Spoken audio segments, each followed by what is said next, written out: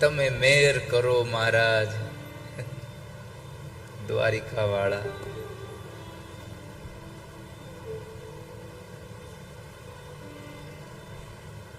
ગઈકાલે આપણે ચોથા દિવસની એ કથાના એ યાત્રામાં પ્રવાસમાં સુંદર ભાવ સાથે ભગવાન નંદનંદન યશોદાનંદન પરમાત્મા શ્રી કૃષ્ણનો એ પ્રાગટ્ય ઉત્સવ આપણે મનાવ્યો. સૌ લોકો બપોરના 3 વાગ્યાથી લઈને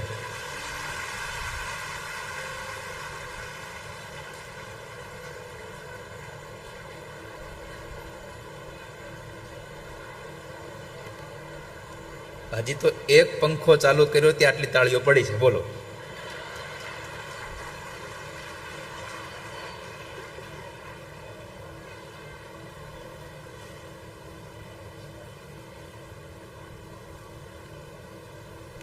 ધીરજ રાખો.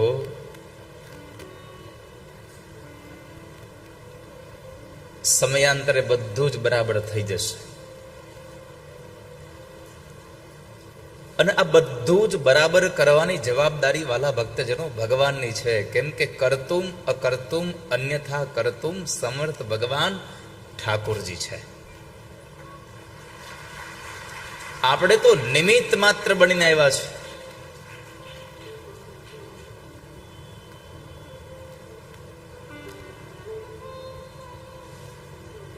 આ બધું કરવા વાળો તો ઠાકોરજી છે.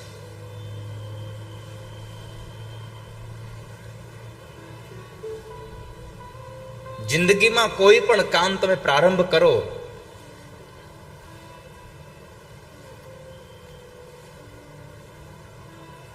એમના પહેલા એક નિર્ણય રાખવો કે આ સંપન્ન થઈ જાય તોય પ્રભુની મરજી, અને સંપન્ન ન થાય તોય પ્રભુની મરજી.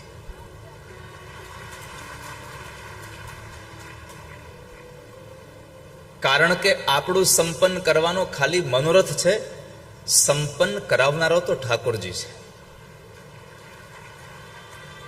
આપણે કશું કરતા નથી, આપણે તો નિમિત્ત માત્ર બનીને આવ્યા. એટલા માટે હું સંબોધનમાં રોજ લગાવું છું કે આ દિવ્ય મનોરથના નિમિત્ત માત્ર મનોરથી ફલિયા પરિવાર છે. બાકી આપણી કઈ તાકાત છે કે આપણે આ કરી શકીએ? બસ આપણે તો ઠાકોરજીનો પાડ માનવો રહ્યો કે પ્રભુ તમે અમને નિમિત્ત બનાવ્યા, એ જ અમારા માટે બહુ પરમ સૌભાગ્યની વાત છે. તમે અમને નિમિત્ત બનાવ્યા.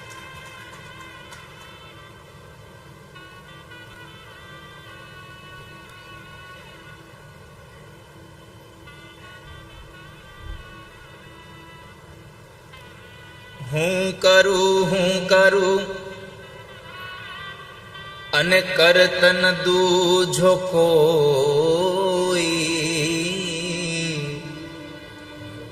આદર્યા કામ અધવચમાં રહે, મારો હરિ કરે સો હોય. પરમાત્મા કરે એ થઈ રહ્યું છે. આપણે કશું નથી કરતા.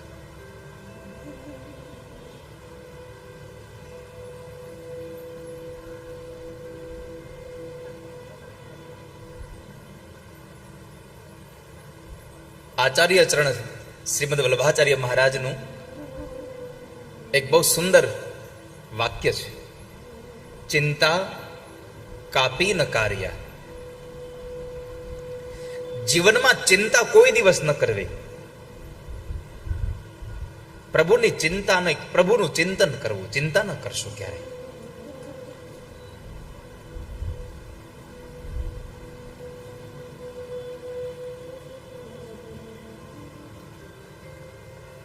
જે થઈ રહ્યું છે એ પણ સારું થઈ રહ્યું છે, જે થવાનું છે એ પણ સારું જ થવાનું છે, એમાં સંશય નથી. તો પરમાત્માએ જે નિર્માણ કર્યું છે બસ. અને હું હંમેશા કહેતો રહ્યો છું કે પ્રયત્ન એવી જગ્યાએ કરવા જોઈએ કે જ્યાં તમે પરિણામને બદલી શકતા હો. પરિણામને બદલવાની તમારામાં તાકાત ન હોય તો ત્યાં વ્યર્થ પુરુષાર્થ કરવો જ ન જોઈએ. તમે જેને બદલી શકો છો ત્યાં પર તમે મહેનત કરો.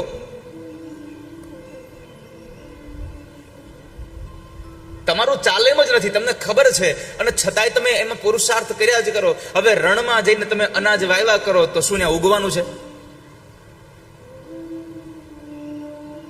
નથી ઉગવાનું.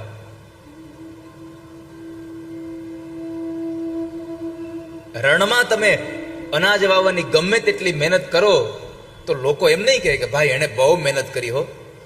લોકો એમ જ કહેશે એણે ખોટી મહેનત કરી.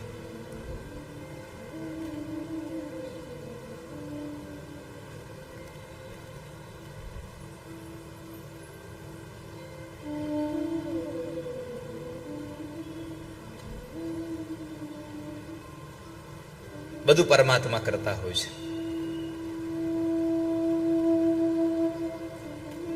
અને સમય સમયનું કામ કર્યા જ કરશે. ચિંતા ન કરવી, બસ પ્રભુનું ચિંતન કરો. આ સવારમાં જયભાઈ મને કહેતા હતા કે જો કે આમ તો એ મારાથી નાનો છે,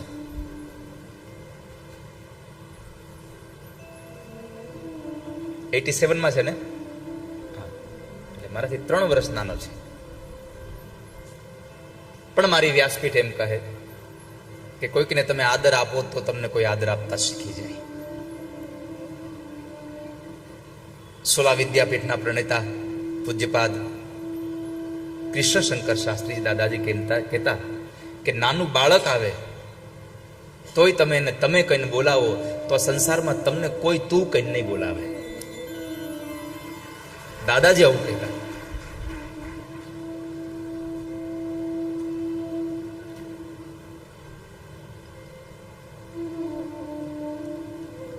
તો સવારે હું પધરામણીમાં હતો ત્યારે મને જયભાઈ કે દાદા આજે શું થશે, આ બધો વરસાદનો માહોલ થયો છે. મેં કહ્યું ચિંતા ન કરશો, ઠાકોરજી કરશે બધું એનું. આપણે ક્યાં અહીંયા દીકરાના લગ્નનો માંડવો નાખ્યો છે, આપણે તો એનો માંડવો નાખ્યો છે, બાકી હવે એ જોવે.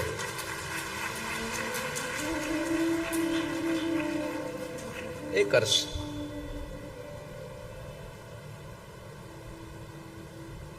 અને જામનગર વાળાઓ એટલા બધા આમ તમે જુઓ તરસા છે કથાના, કદાચ ગમે તેવું થાય તો એ કથા મૂકે એમ છે નહીં આ લોકો.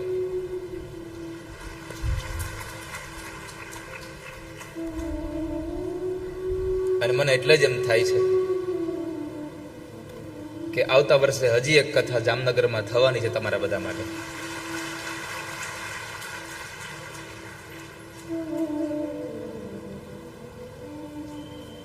ક્યાં થવાની છે, ક્યારે થવાની છે એ બધું પછી. બસ તમને નવા વર્ષની ખાલી ભેટ સોગાદ આપતો જાઓ.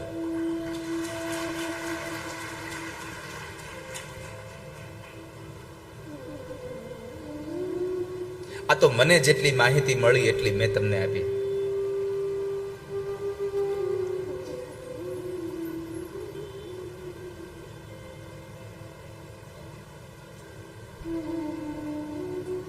બસ પ્રાર્થના એટલી કરજો કે આવનારા સમયમાં જે જામનગરમાં કથા માટે થઈને જે લોકો મનોરથ કર્યો છે એ મનોરથ પવિત્ર બહુ છે, એટલે એનો મનોરથ દિવ્ય રીતે સંપન્ન થાય એવી ઠાકોરજીને પ્રાર્થના કરજો. એ મનોરથ બહુ પવિત્ર છે.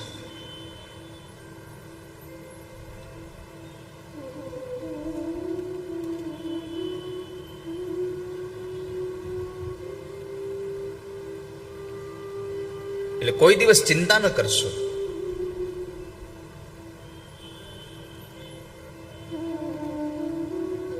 વ્યવસ્થા માટે કદાચ કોઈ તમારે પુરુષાર્થ કરવો પડે તો એ કરી લેવો જોઈએ, પણ ચિંતા ન કરવી.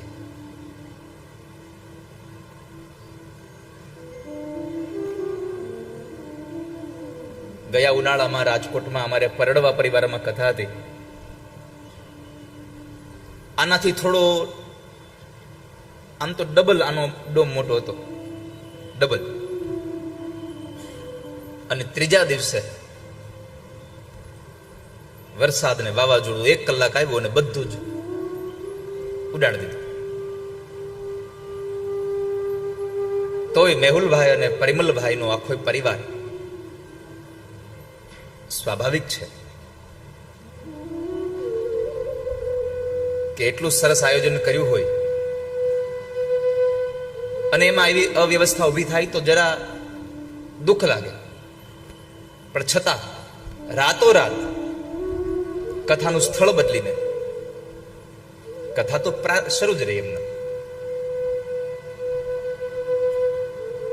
અને એ જે સ્થળ બદલાયું એમાંય કથા તો એ જ થઈ જે મોટા ડોમમાં થવાની હતી, એ જ કથા ન્યા કરી. કારણ કે તમારું કથાનું સ્થળ નાના મોટું થાય, કથા થોડી નાની મોટી થાય. આ તો કથા તો એમને જ રહેવાની છે, કથાનું સ્થળ નાના મોટું થાય.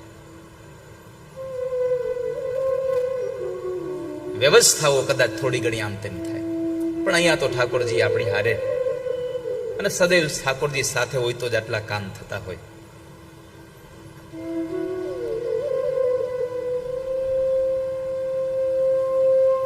તો ગઈકાલે આપણે સૌ ભગવાન ઠાકોરજીના એ દિવ્ય મહોત્સવને મનાવતા હતા. ખૂબ આનંદ કર્યો લોકોએ. હું બપોરના 3 વાગ્યાથી લઈ અને 9:15 વાગ્યા સુધી અહીં રોકાણો. એટલે આના ઉપરથી એવું લાગે કે તમે લોકો તો 2 વાગ્યાના આવી ગયા છો. કેટલા 2 વાગે આવી જાવ છો કે નહીં? આગળ વાળા નહીં હો, તમે તો ટાઈમે આવવા વાળા છો. ટાઈમે ન પહોંચે ફોન કરે, થોડીક વાર પછી નીકળજો, અમે જે નથી પહોંચ્યા. પણ જે લોકો પાછળ જે પાસ વગર બેઠા છે એ કદાચ મને લાગે છે કે 2 વાગે તો આવી જ જતા હશે. 1 વાગે ઓહો.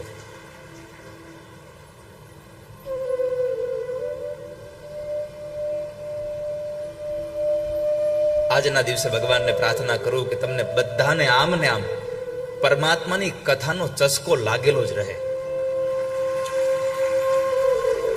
પ્રભુની કથા સાંભળવાની તમને આટલી ઝંખનાઓ જાગેલી જ રહે. જેમ નોરતામાં બધાય ચાલુ વરસાદે ગરબા રમતા હતા ને એમ તમારે ચાલુ વરસાદે કથા સાંભળવી.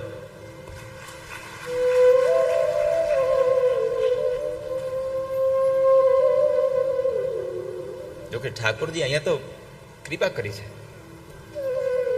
આ તો એમણે થોડુંક આ ટાઢું કર્યું કે અહીંયા ગરમી બહુ થાય છે તો લાવો થોડુંક ઠંડુ કરી આવી દઉં. બીજું કાંઈ છે નહીં. આ એને આપણી ચિંતા થઈ છે.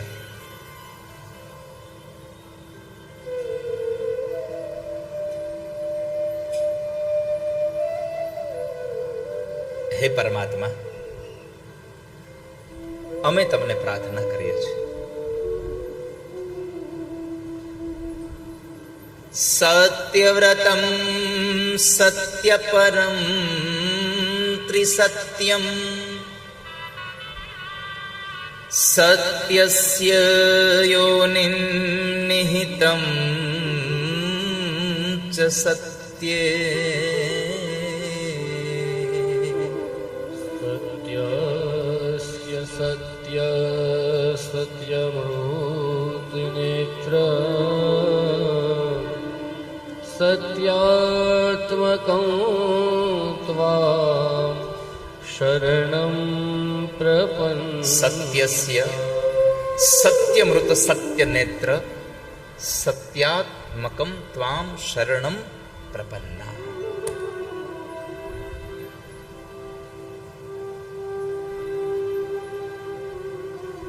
ભગવાન,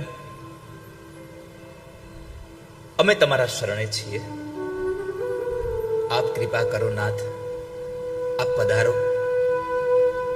દેવોની સ્તુતિને લઈને ભગવાન ઠાકોરજી પધાર્યા. સુખદેવજી મહારાજ આમ ગદગદિત સ્વરે ભગવાનની કથા કહેતા કહેતા કહે છે કે રાજા, પરમાત્માના પ્રાગટ્યનો સમય આવ્યો ને તો દુદુંભીઓ પોતાની જાતે વાગી ચૂકી હતી. કોઈને વગાડવાની જરૂર ન પડી.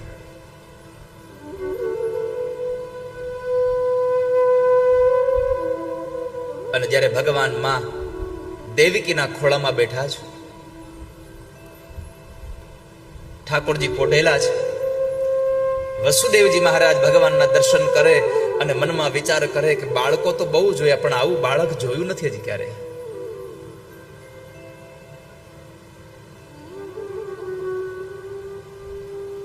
આવું સુંદર બાળક ક્યારે જોયું જ નથી.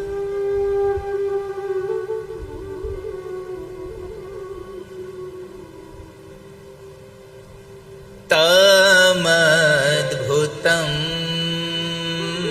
બાલક મંબુજે ક્ષણમ ચતુર્ભુજમ શંખ ગદાર્યુદાયુધમ શ્રીવત્સલક્ષ્મં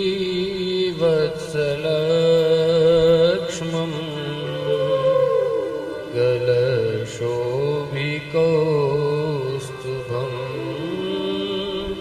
પીતાંબરં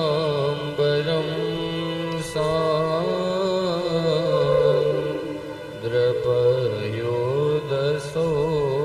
પીતાંબરમ સાંદ્ર પયોદ સૌભગમ.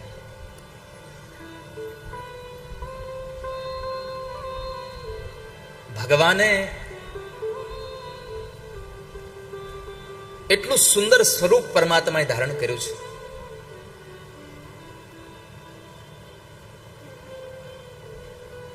વસુદેવજી મહારાજ મનમાં વિચારે કે આવું બાળક જોયું નથી ક્યારેય.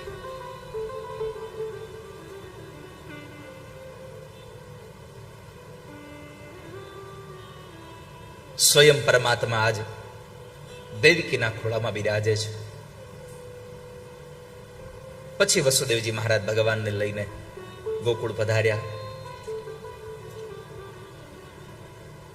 શેષનું સંકર્ષણ થયું પછી પરમાત્મા આવ્યા.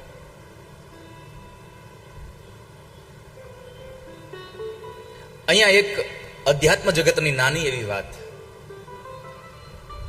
પરમાત્મા ક્યારે આવે? શેષ પણ નીકળી જાય પછી ભગવાન આવે, પછી પરમાત્મા. વિદ્વાનો કહે છે કે જે આ સંસારમાં બધું જ બાદ કરતા જે શેષ વધે એ પરમાત્મા છે. પણ અહીંયા દેવકીના ઉદરની વાત જો કરીએ તો દેવકીના ઉદરમાંથી 6 બાળકો તો ગયા, ષડ રિપુઓ તો ગયા, 7મો શેષ પણ નીકળી ગયો. એ શેષ નીકળ્યા પછી જે આવ્યું એ સ્વયં બ્રહ્મ પોતે આવ્યા છે. પરમાત્મા સ્વયં પોતે આવ્યા છે. બધું જ નીકળી ગયું. ઈશ્વર પધાર્યા છે.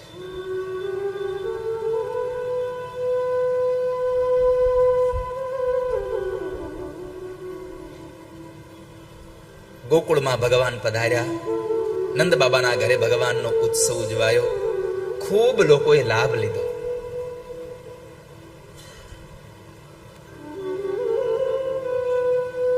અને પરમાત્માનો ઉત્સવ હોય,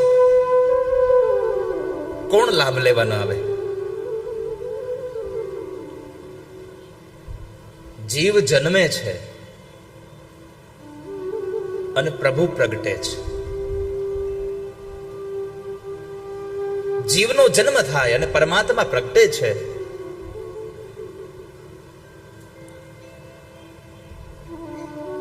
જીવ પોતાના પ્રારબ્ધને ભોગવવા માટે આવે છે અને પરમાત્મા પોતાની ઈચ્છાથી આવે છે. ભગવાન પોતાની નિજ ઈચ્છાઓને લઈ અને પરમાત્મા અહીંયા પધારે છે. પણ મૂળ વાત, પ્રભુનું આવવું શું કામ છે? પરમાત્મા શા માટે પધારે છે?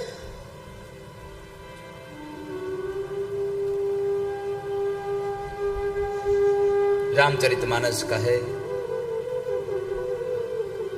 બેપ્રધેનુ સુરસંતહિત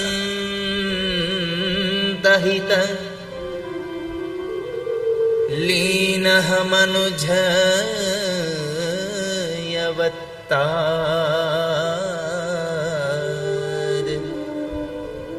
નિજ ઈચ્છા નિર્મિત તનુ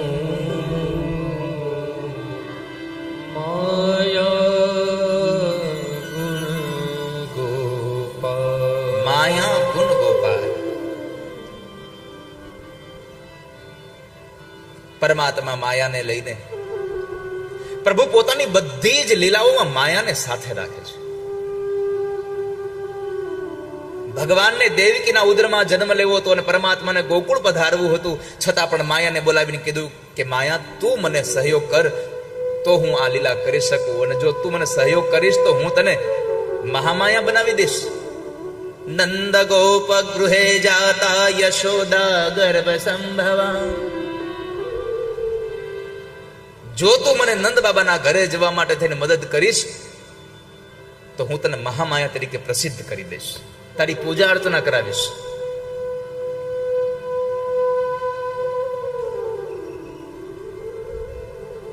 પરમાત્માએ ગોપીઓ સાથે લીલા કરી તોય માયા સાથે યોગ માયા ઉપાશ્રિતા. માયાને સાથે લઈને પરમાત્મા આ સંસારમાં લીલાઓ કરે છે.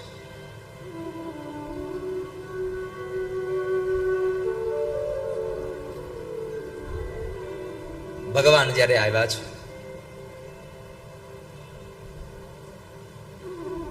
વિપ્ર કહેતા બ્રાહ્મણ, વિપ્રધયનું સુર સંત હિત.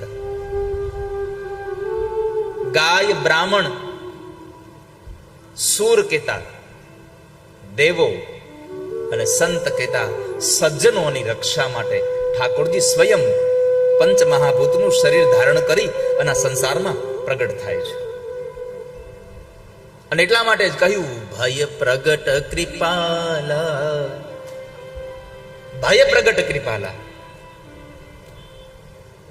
પરમાત્મા પ્રગટ થાય છે અને આપણે બધા આપણા કર્મના એ પ્રારબ્ધને ભોગવવા માટે થઈ અને સંસારમાં જન્મ લઈએ છીએ.